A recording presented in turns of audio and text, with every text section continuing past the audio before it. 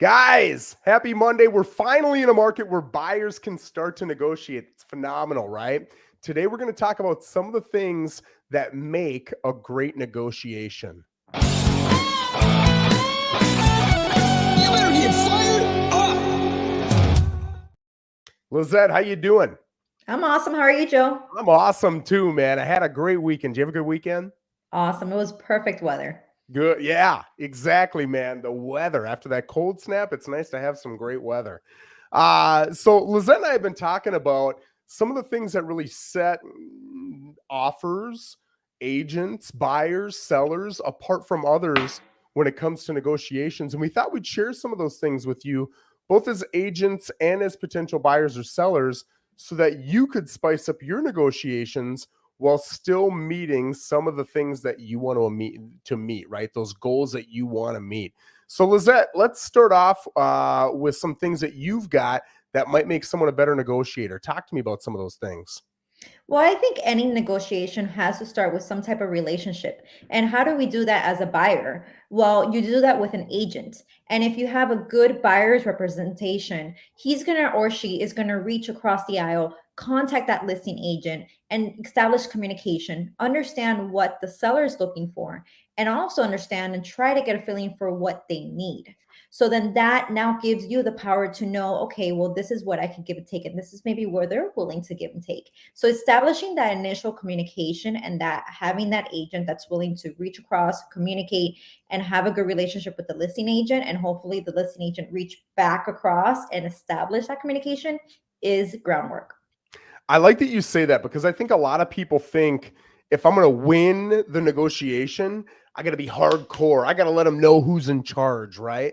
But I'll tell you, and when I think of as a negotiator, when I think of Donald Trump, I think of someone who's hard-headed, will not budge. It's my way or the highway.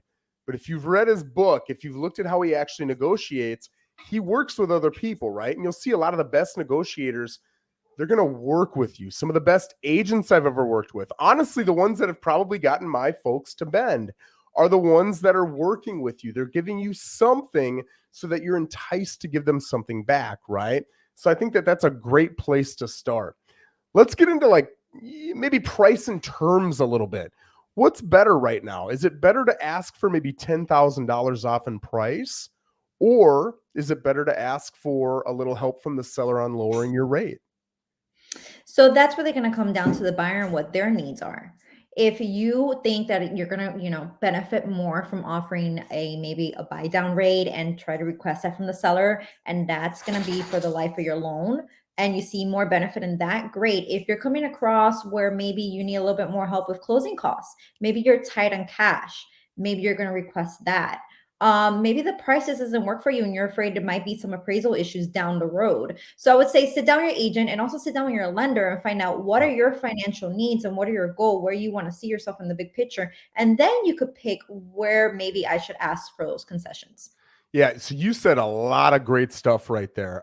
First of all, you can't win at everything, right? I always tell people, let's pick the one or two spots you really want to win in, and then tell me the one or two spots that you maybe care the least about, because those might be the areas we can give something up in just to kind of show an olive branch, right? So cash. Some people have got cash, some people don't have cash. If you don't have cash, you might want to ask for your closing costs to be paid for. That could help you. That's something that a year ago, good luck. But now you can actually get it, which is phenomenal, right? Are you going to get it every time? No, but you can get it sometimes, right? Which is phenomenal. And when you're talking about rate buy downs, I just did the math. An average house in Port St. Lucie right now is $400,000. If you're at 6.5%, and let's just say you got a VA loan, it's 100% of the loan is going to be financed. So 400 grand, and you're at 6.5%. You're going to pay a little over $510,000 in interest over that 30-year span, right? If you can talk the seller into buying your rate down 1%, now you'd have to call your lender to find out how much that's going to be, whatever. But whatever it's going to be, it's nowhere near the savings over 30 years, which is $92,562, right? So you're saving over $90,000 over a 30-year span if you can get that rate to go from 5.5 to 6.5. There's no way it's going to cost anywhere near that for the seller to buy it down. So would you rather the price be reduced, or would you rather that rate be bought down? There are different impacts that it has, right? Now, if you get the price reduced too, it's going to change the amount that you're paying over time too. It's not just the 10 grand. I guess my point in saying this isn't to say that rate buy down is the way to go or price is the way to go. My point is, sit down with your lender and actually run the math on some different scenarios. And if you've got a savvy realtor and you've got a savvy lender, you're going to be able to see which one makes sense. Another thing to take into consideration too is, how long are you going to live there? Because if you're going to live there for 2 years, a rate buy down is only going to have this much impact versus getting the price down, right? But if you're going to live there for the rest of your life and you know you're never going to pay it off, you're always going to make whatever your payment is, no more, no less, well, then it probably makes sense to buy your rate down, right? So there's a lot of different math going into this that really should just push you to have a great conversation. I hate to say this, but it almost always makes sense to just have a great conversation with your lender and your realtor, right? So we've talked about monthly rates. We've talked about buy downs. We've talked about cash and, asking for closing costs. You can ask for up to 6% in closing costs, depending upon the different loan types. Some will allow you a little bit less. Some will allow you the full 6. Some you can't ask for the 6. It depends on your situation, right? So ask your lender. Again, the answer is ask your lender, and you can ask for different amounts depending upon what they say. Is there anything else that maybe we haven't talked about when it comes to negotiations that you would throw into that, Lissette? Well, as a buyer, you want to make sure you look enticing to the seller. So, how do you do that? One of the ways is to come across as a very strong buyer. And there's a number of ways to go about this. But one of them is to make sure you have your pre approval lined up, you have your proof of funds. Maybe if the house needs a few repairs, you don't list everything down and request for every repair to be met or for a concession for that. And then in return, if you're asking for closing cost assistance, one would buy out the other. So, coming across as a strong buyer, making sure that seller wants to hold on to you is really important. I think a lot of people are going to hear that and they're going to nod their head and say, Lissette, that makes a ton of sense. But how many people truly know what a strong buyer looks like, right? So, guys, I'm going to give you, excuse me, just an example of some things that I see that are challenging as a listing agent, right? So when I control the listing side and I see your offer and your offer starts off with a pre-approval from Rocket Mortgage, that's a challenge because I know Rocket Mortgage blows a lot of money on getting a lot of leads that they put this much effort into pre-approving. So half of those leads fail to even close. If you're with a local lender who I've seen at an event, I see at, different galas or luncheons or whatever, and I've got a relationship with them, I know the odds of us closing are much, much, much higher depending upon that person's relationship, right? So a lot of you guys going out and getting these quick and easy pre-approval letters, be very careful. You might think that it looks good and it might even close, but the perception you're giving to listing agents is definitely putting you at a disadvantage, right? Also, proof of funds. If you're telling the listing agent and the seller that you're going to put 5, 10, 20 more percent down, show them that you've got the funds. There is no better way to make you look strong than by showing a bank account with 200 grand in it, right?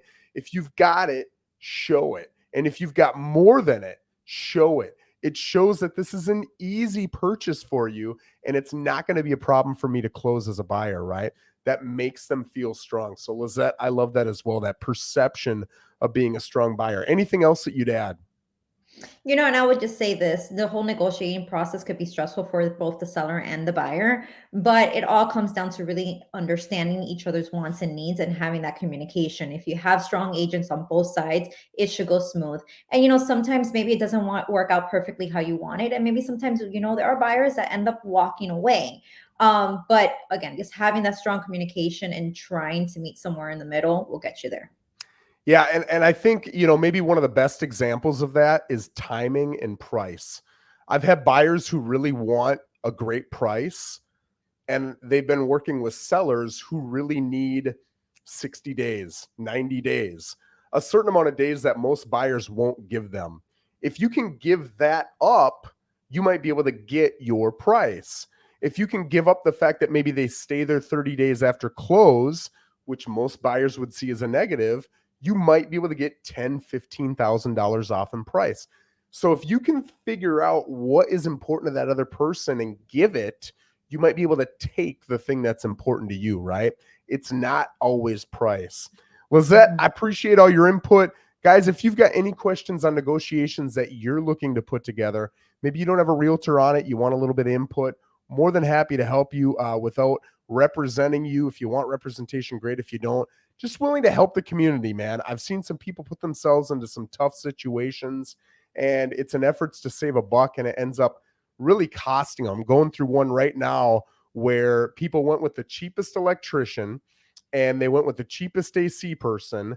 And now that they spent about 70% what they would have had to spend with the people I recommended, they got to go in and redo it all anyway. So they're going to end up spending about 150% of what they would have spent. And sometimes just knowing the way to do things and do them right the first time, it'll save you money over the long haul. So, Lissette, I appreciate you. Have an amazing week, and we'll see you guys next week. Have a great